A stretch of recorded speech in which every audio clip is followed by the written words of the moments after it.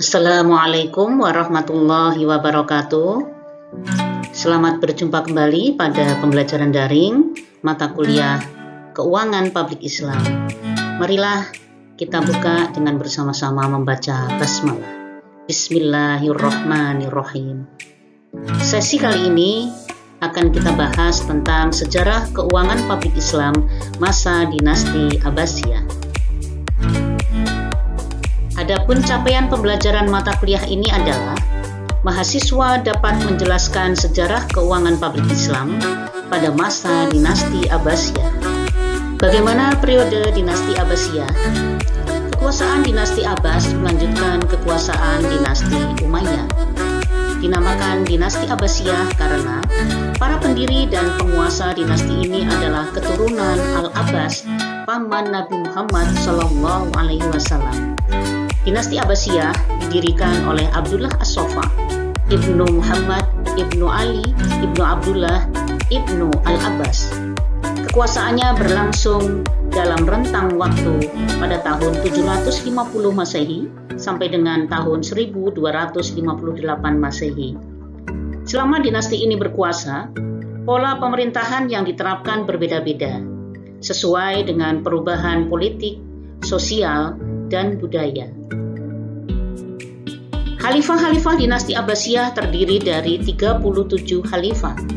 Namun yang terkenal adalah Khalifah Harun ar-Rasyid yang berkuasa pada tahun 1070 Hijriah sampai dengan 1093 Hijriah. Bagaimana kondisi keuangan publik Islam masa dinasti Abbasiyah? Kondisi Baitul Mal yang telah dikembalikan oleh Umar bin Abdul Aziz kepada posisi yang sebenarnya tidak dapat bertahan lama. Keserakahan para penguasa telah meruntuhkan sendi-sendi Baitul Mal yang berkepanjangan sampai masa kekhilafahan Bani Abbasiyah. Banyak kritik yang datang dari ulama, namun diabaikan atau ulama itu sendiri yang diintimidasi agar tutup mulut. Imam Abu Hanifah, pendiri mazhab Hanafi, menegaskan tindakan Abu Ja'far al-Mansur, yaitu khalifah kedua Bani Abbasiyah, yang dipandangnya berbuat zalim dalam pemerintahannya dan berlaku curang dalam pengelolaan Baitul Mal dengan memberikan hadiah kepada banyak orang yang dekat dengannya. Bagaimana pengelolaan masa Khalifah Harun ar-Rasyid? Kemajuan tercapai pada masa kepemimpinan Khalifah Harun ar-Rasyid dan Al-Ma'mun. Kemajuan dalam sektor perekonomian, perdagangan, dan pertanian membuat Baghdad menjadi pusat perdagangan terbesar dan teramai di dunia pada saat itu. Dengan kepastian hukum serta keamanan yang terjamin, berbondong-bondong para saudagar dari berbagai penjuru dunia bertransaksi melakukan pertukaran barang dan uang di Baghdad.